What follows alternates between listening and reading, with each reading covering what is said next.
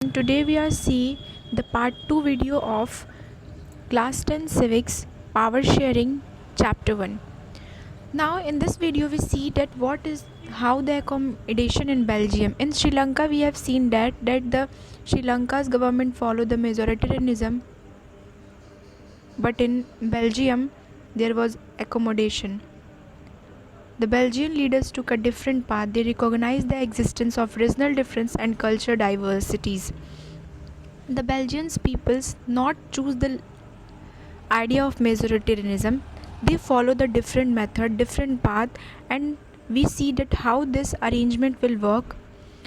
As so far we see that there is a different model and different element that the Belgian people will use to the Belgian people make the government. They accommodate how the government we see in this.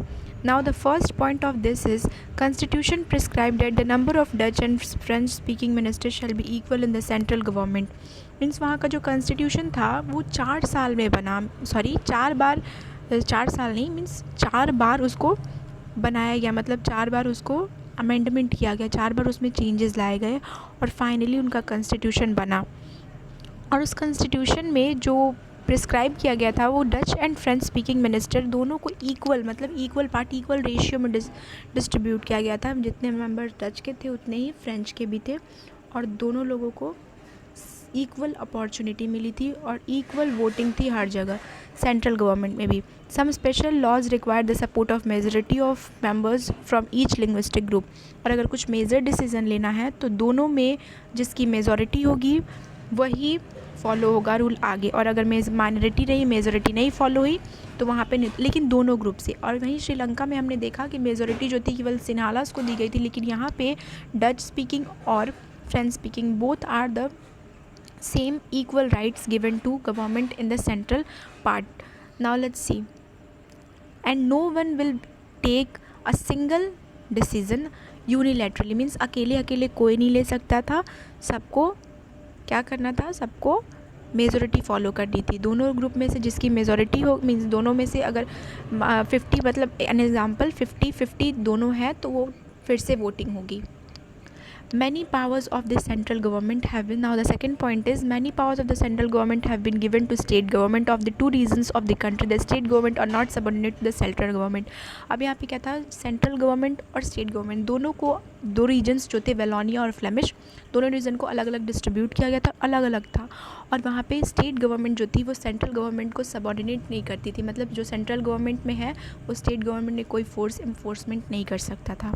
Means कोई भी changes और कोई भी majority नहीं थी, दोनों जगह पे इक्वल राइट्स था. जितना सेंट्रल में है इतना स्टेट में है. स्टेट गवर्नमेंट, सेंट्रल गवर्नमेंट जो है स्टेट गवर्नमेंट पे कोई भी इन्फोर्समेंट नहीं लागू कर सकती थी. स्टेट गवर्नमेंट को जिस तरह से लॉ मेक करना था वो करते थे, बस सेंट्रल गवर्नमेंट उसको फॉलो कराते थे. Let's see. Now next, Brussels has a separate government in which both the communities have equal representation. The French-speaking people accepted equal representation in Brussels because Dutch-speaking community has accepted equal representation in the central government. Same ऐसा ही situation Brussels में भी हुआ, capital city में. वहाँ पे भी French दोनों community को इक्वल दिया गया राइट्स, दोनों सेंट्रल गवर्नमेंट में भी स्टेट गवर्नमेंट में भी, और इक्वल रेशियो में लोगों को बैठाया गया, मतलब लोगों को पार्टिसिपेट किया लोगों ने. और ऐसा नहीं कि मीन्स केवल होल कंट्री में डिफरेंट रूल है, बेल्जियम ब्रसेल्स में नहीं, दोनों को अलग अलग कम्युनिटी में, दोनों कम्युनिटी को, यानी ब्रसेल्स में भी सेम था और बेल्जियम में भी सेम ही रूल फॉलो हुआ था. ये नहीं कि कैपिटल के लिए कुछ डिफरेंट रूल था, दोनों में सेम रूल था कि इक्वल पीपल होंगे, इक्वल राइट्स होंगे सेंट्रल गवर्नमेंट के लिए भी और स्टेट गवर्नमेंट के लिए भी. Apart from the central and the state government there is third kind of government also. This is community government is elected people belonging to one language community, Dutch, French and German speaking, no matter where they live. This government has the power regarding culturally, educational and language related issue. मतलब यहाँ पे क्या हुआ कि लोगों को अब एक और गवर्नमेंट, सेंट्रल गवर्नमेंट तो थी, स्टेट गवर्नमेंट तो था ही, लेकिन एक और गवर्नमेंट बनाया गया जिसको कहा जाता है कम्युनिटी गवर्नमेंट. मतलब कि जिस रिलीजन कल्चर को फॉलो करते थे, मतलब उतनी, जैसे जो जर्मन की है उसकी अलग कम्युनिटी ग्रुप बनेगी, फ्रेंच की अलग कम्युनिटी, क्योंकि ताकि वो लोग अपने कल्चर से रिलेटेड, अपने रिलीजन से लेके, अपने लिंग्विस्टिक ग्रुप से रिलेटेड अपने लिए फ़ैसले ले पाएँ. और अगर दोनों, मतलब अपनी कम्युनिटी के वो लोग खुद फैसले, अगर बस कल्चर के related, culturally related, traditionally related अगर कोई, क्योंकि अगर अभी पावर में आ जाता है डच पीपल आ जाते हैं तो वो फ्रेंच की चीज़ों को, विशेज़ को इग्नोर कर सकते हैं, लेकिन इसीलिए कम्युनिटी गवर्नमेंट को कल्चरली रूल कराया गया था। इसीलिए कम्युनिटी गवर्नमेंट एक स्टेट गवर्नमेंट और सेंट्रल गवर्नमेंट के बावजूद भी एक कम्युनिटी गवर्नमेंट फॉर्म हुई थी। So from these two stories we have studied that how the Sri Lanka and how the Belgium have among power sharing means कैसे, वहीं अगर श्रीलंका में देखा जाए तो मेजोरिटेरियनिज़म की वजह से लोगों के बीच में कितना कन्फ्लिक्ट्स हो गया, और वहीं बेल्जियम के एकोमोडेशन को देखा जाए, पावर शेयरिंग को देखा जाए तो लोगों के बीच कोई भी डिबेट नहीं हुआ, कोई भी सिविल वॉर की कंडीशन नहीं हुई। यहाँ तक कि यूरोप को, EU ने ब्रसेल्स को अपना हेडक्वार्टर भी चूज़न किया। क्यों किया? क्योंकि लोगों ने थोड़ा सा कॉमन सेंस यूज़ किया और अपने कॉन्स्टिट्यूशन को अमेंड किया, बार बार चीज़ों को सही से अरेंज किया, और लोगों ने इक्वल कोऑर्डिनेट करके चीज़ों को सही से अरेंज करके गवर्नमेंट को फॉर्म किया। वहीं और अगर श्रीलंका में देखा जाए तो लोगों ने मेजोरिटेरियनिज़म को फॉलो किया, और जिसकी वजह से लोगों के बीच बहुत सारे कन्फ्लिक्ट्स लीक हो गए थे। अब यहाँ पे हम देखेंगे कि पावर शेयरिंग क्यों डिज़ायरेबल है। जैसे दोनों चीज़ें हमने देखी कि किस तरह से पावर शेयरिंग हमारे लिए अच्छा है, किस तरह से पावर शेयरिंग को अगर सही तरीके से किया जाए तो कितना फ़ायदेमंद है लोगों के लिए, और अगर थोड़ा सा भी अलग अलग हो जाता है लोगों के बीच तो कितना प्रॉब्लम क्रिएट कर सकता है। यहाँ तक कि सिविल वॉर की कंडीशंस भी आ सकती हैं लोगों के बीच।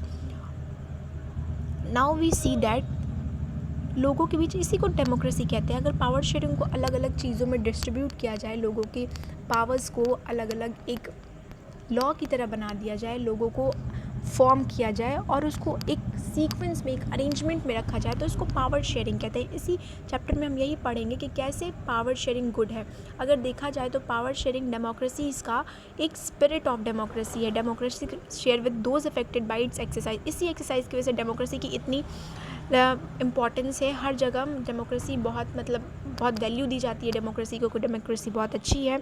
और अगर डेमोक्रेसी को देखा जाए तो most valuable in this is that the power sharing, most prudential and the second moral. Okay, and in this only the set of the constitution also reformed, and we have seen the most long run undermines unity of the nation. So let's study about forms of power sharing. The idea of power sharing has emerged in opposition to the notion of undivided political power. देखा जाए तो power जो है, power sharing की power जो है वो अलग अलग फॉर्म में डिस्ट्रीब्यूटेड है। In a democracy people rule themselves through institution of self government. जो इंस्टीट्यूशन है अलग अलग तरीके से, अलग अलग इंस्टीट्यूशन को अलग अलग काम दिया गया, अलग अलग वर्क पे अलग अलग चीज़ों को एग्जीक्यूट करके वो अपना वर्क करते हैं और इंस्टीट्यूशन को फॉलो करते हैं। In modern democracy power sharing arrangements can take in many forms. कुछ फॉर्म्स में पावर शेयरिंग को डिस्क्रिमिनेट किया गया है, हम देख लेते हैं। Now the first point is power is shared among different organs of the government. Power जो है वो डिफरेंट फॉर्म्स ऑफ ऑर्गन में डिस्ट्रीब्यूट किया जाएगा, जैसे कि लेजिस्लेचर, एग्जीक्यूटिव एंड जुडिशरी। अब इसमें क्या होता है, हॉरिजॉन्टली पावर को लिया जाता है, मतलब कि अलग अलग ऑर्गन को किया जाता है। जैसे कि हमने नेक्स्ट क्लास में पढ़ा है, क्लास 9th में, लेजिस्लेचर जो होते हैं वो लॉ मेकर हैं, एग्जीक्यूटिव जो होते हैं उस लॉ को एग्जीक्यूट कराते हैं, और जुडिशरी वो हैं जो उस पर जजमेंट लेते हैं, उसको सही डिसीजन को फॉलो कराते हैं उसको। और जो जुडिशरी को है वो एग्जीक्यूटिव ही बनाते हैं, लेकिन जैसे ही वो आ जाते हैं एक बार पावर में, फिर वो लेजिस्लेचर और एग्जीक्यूटिव के हित में कोई भी फैसला नहीं लेते, वो सही गलत खुद डिटरमाइन करते हैं और खुद से लेते हैं। तो ये एक हॉरिजॉन्टल डिस्ट्रीब्यूशन है पावर का। पावर को किस तरह से डिस्ट्रीब्यूट किया जाए, ये एक हॉरिजॉन्टल वे है, फॉर्म है पावर को डिस्ट्रीब्यूट करने का ऑर्गन में। और यहाँ तक कि जज जो है, अगर आगे चल के जुडिशरी जो है वो, ये लोग लेजिस्लेचर, एग्जीक्यूटिव और ये तीनों अपने पावर को क्वेश्चन कर सकते हैं, मतलब इनके पावर को मतलब तीनों के पावर को एक दूसरे को ये क्वेश्चन कर सकते हैं। इसीलिए इस फॉर्म को, इस ऑर्गन को हम किस नाम से जानते हैं, चेक एंड बैलेंस सिस्टम के नाम से भी जानते हैं, क्योंकि ये लोग एक दूसरे के वर्क पे क्वेश्चंस भी कर सकते हैं। अब पावर को जो है डिफरेंट लेवल में भी शेयर किया गया है, जैसे कि central government, union government, federal government and community government, जो कि अभी हमने एकोमोडेशन ऑफ बेल्जियम में पढ़ा। इस तरह से क्या होता है कि पावर को जो है वो प्रोविंस में ना करके स्टेट गवर्नमेंट्स में करके डिवाइड किया जाता है, जिसको कि हम वर्टिकल डिवीज़न ऑफ पावर भी देखते हैं, और इसके बारे में डीपली हम नेक्स्ट चैप्टर में और अच्छे से डिस्कस करेंगे। पावर में भी shared among different social group also, जिसको कि हम लोग कम्युनिटी ग्रुप से भी, अभी हमने पढ़ा कम्युनिटी गवर्नमेंट फॉर्म हुई थी, हम सोशल ग्रुप से भी, मतलब कि किसी रिलीजन के बेसिस पे, लिंग्विस्टिक के बेसिस पे अगर हम किसी लीगल अरेंजमेंट को फॉलो करते हैं और एक सेट ऑफ कॉन्स्टिट्यूशन के थ्रू, तो उसको हम लोग क्या बोलेंगे, power sharing among different social groups. और इसमें जो होता है वो पावर जो होता है डाइवर्स रूल में सोशली वीकर सेक्शन के लिए रिजर्वेशन के थ्रू भी लिया जाता है, कि जो मतलब सोशली वीकर है उनके लिए सीट्स को रिजर्व की जाती है। As you see in job opportunities in all the sequence there is a reserve seats for the some castes, some social groups. This is why this accommodation is known as the power sharing among different social groups. Now the fourth is power sharing arrangement can also be seen in the political parties, pressure groups and movements. अब जो political parties है वो pressure groups होते हैं, जैसे कि कुछ लोग जो होते हैं वो प्रेशर करते हैं, मतलब गवर्नमेंट पे भी क्वेश्चन होते हैं। अपोजिशन पार्टीज़ जो होती हैं वो रूलिंग पार्टी से क्या करते हैं, क्वेश्चन करती है, और उन्हें उन क्वेश्चंस का आंसर देना होता है, क्योंकि वो लोग क्या करते हैं, उनके क्वेश्चन करते हैं, उन लोग को आंसर देना पड़ता है। और इस डर से भी जो रूलिंग पार्टी है वो अच्छा अपना रोल प्ले करती है, क्योंकि उसको डर रहता है कि कहीं उसकी अपोजिशन जो है उसके नाम को ना बिगाड़े, या जिस डर से भी वो लोग अपने पार्टी को सही तरीके से रूल करते हैं। और प्रेशर ग्रुप्स कुछ ज़रूरी नहीं है कि अपोजिशन पार्टी होगा, प्रेशर ग्रुप्स भी होते हैं। प्रेशर ग्रुप्स भी अलग अलग डायरेक्टली अपनी आइडियोलॉजीज़ को दिखाते हैं, एक्सप्रेस करते हैं।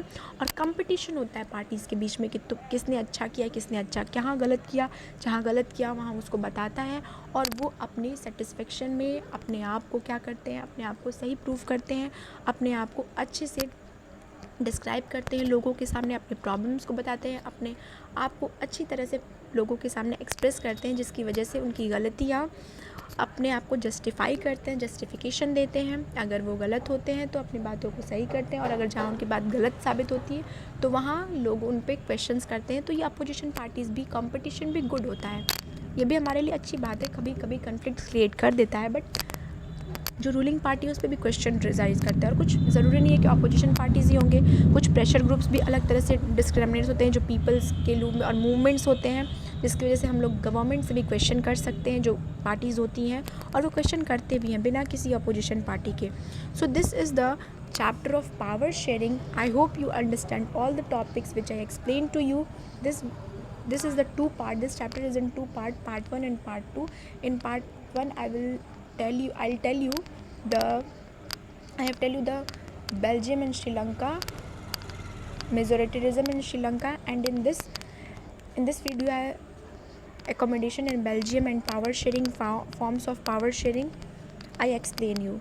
So hope you enjoy this video and like you this information. I hope you understand all the topics. So thank you so much everyone.